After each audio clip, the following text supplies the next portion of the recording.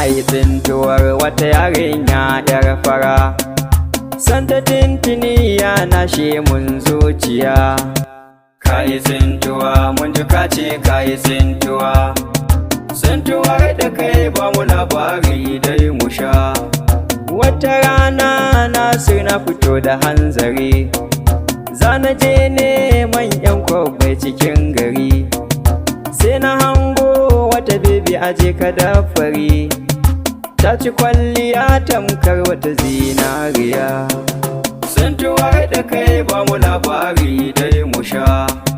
Yar Fulani kyakkyawa ga kyandiri, ka shigar da ta yi komai normal a zahiri, in ka kalli fatar ta kamar ta jinjiri, ta yi kyau sosai tamkar ɗar indiya. Tsintuwar da kai ba mu labari dai mu sha. Ta sako kwayar dabuwa da hijabi fari, gashi ta kuyanta cikin nutsuwa yar gari, ni shigar da ta yi ta sa kaina ya yi jiri.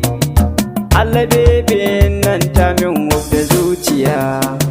Tsintuwar da kai ba mu labari dai mu sha. Take na sauka shalla cikin hanzari, na yi birki nan gefe na samu ɗan guri, sai na manta na fedi na nadiri, hankali na duka ya tafi gunta bai ɗaya. Tsintuwar da kai ba mu labari dai mu sha. Sai na kashe keke na fita bardiri, na fito kenan mun ka haɗa ido kuri, sai na ga bebin nan fa tana ta min fari, da idanuwanta na ga ta sunkuya. Tsintuwar da kai ba mu labari dai mu sha. Sai na ƙara so jikina na ta yin fari, sallama na yi mata tintini ba wajen kiri, sai ta amsa min kirji na bugun ɗari, ina tunanin wai mai zance wa gimbiya. Tsintuwar da kai ba mu labari dai mu sha.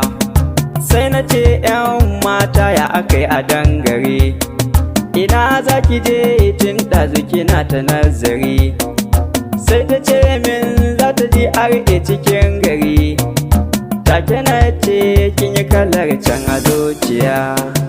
Tsintuwar da kai ba mu labari dai mu sha.